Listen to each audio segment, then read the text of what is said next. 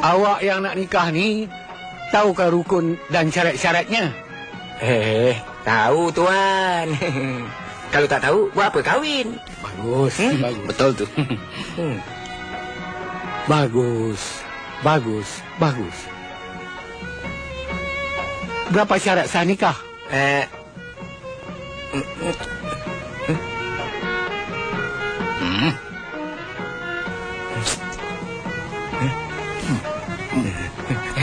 Enam.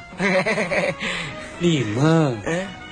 Perempuan, laki-laki, imam, wali, saksi.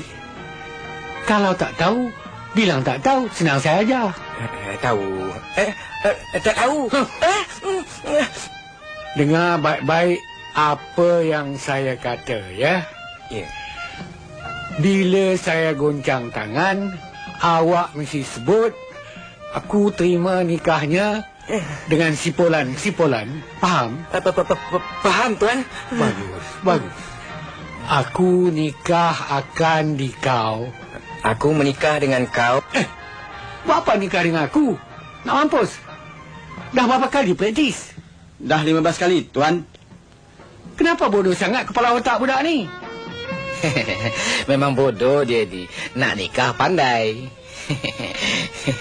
Baiklah, kita ulang lagi. Aku nikahkan di kau dengan Khatijah binti... Bukan Khatijah.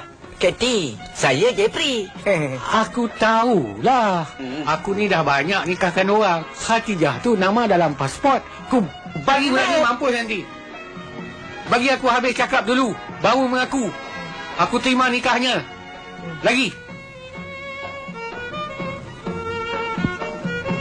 Aku nikahkan di kau Jaafar Pangkur Kuda Kayu dengan Khatijah binti Karipap dengan mas kahwin RM80. Utang ke tunai? Tang. Utang. Aku terima nikahnya Khatijah binti Karipap dengan mas kahwinnya RM80. Utang. Macam tu lah. Sah? Sah. Bukan